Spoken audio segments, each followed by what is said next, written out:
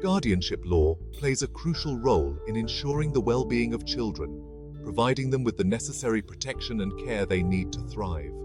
It provides a legal framework for making decisions about a child's upbringing when their parents are unable or unwilling to do so, ensuring that the child's best interests are always prioritized.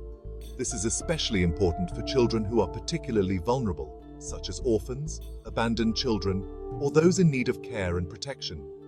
These children often face numerous challenges and require a stable and supportive environment to grow.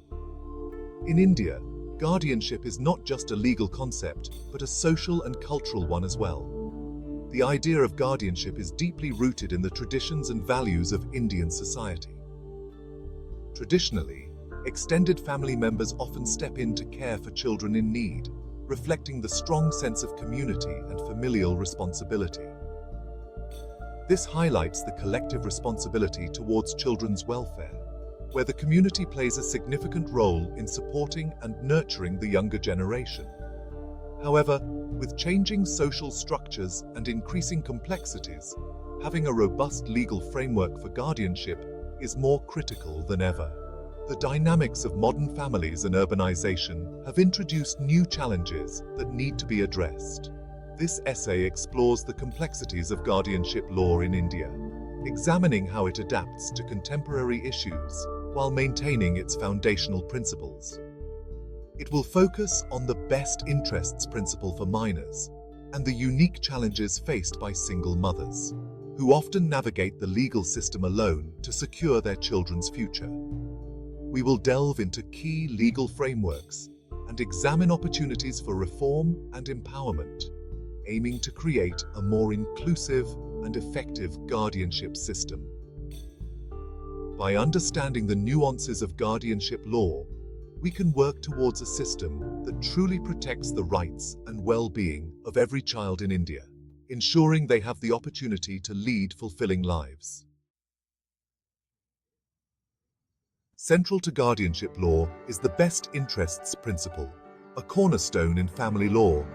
This principle dictates that all decisions regarding a child must prioritize their well-being above all else, ensuring their needs are met first.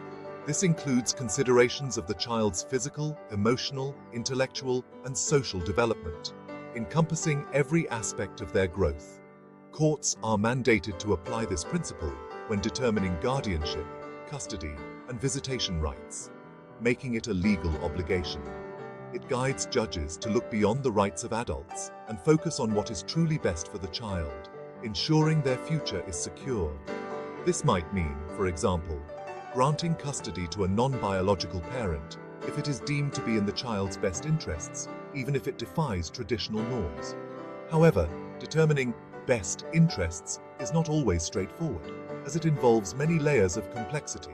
It involves a nuanced understanding of the child's individual circumstances, family dynamics, and cultural context, requiring a holistic approach.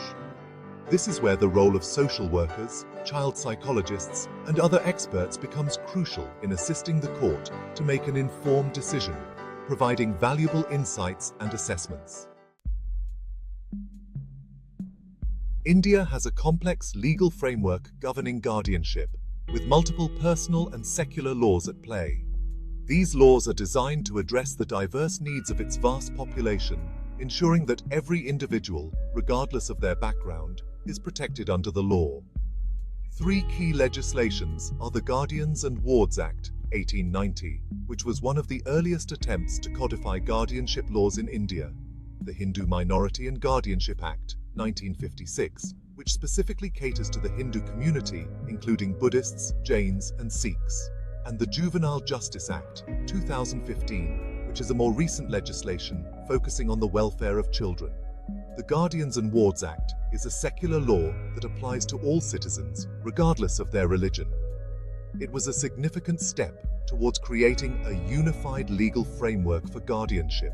It focuses on the appointment of guardians for both person and property, ensuring that the interests of minors are safeguarded.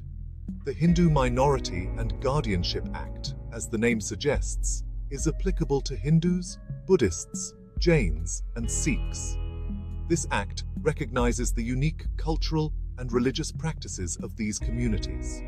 It lays down the natural guardianship rights of parents, with the father being the natural guardian during the mother's lifetime, unless the father is deemed unfit. The Juvenile Justice Act, while focusing primarily on children in conflict with the law and children in need of care and protection, also touches upon guardianship issues. It aims to provide a comprehensive approach to child welfare. It emphasizes the importance of family-based care and promotes alternative care options like adoption or foster care, ensuring that children grow up in a nurturing environment. While these laws provide a framework, their implementation is not without challenges. The real-world application often faces hurdles. Overlapping jurisdictions, outdated provisions, and varying interpretations often lead to legal complexities and delays. Continuous efforts are needed to streamline these laws and ensure they serve their intended purpose effectively.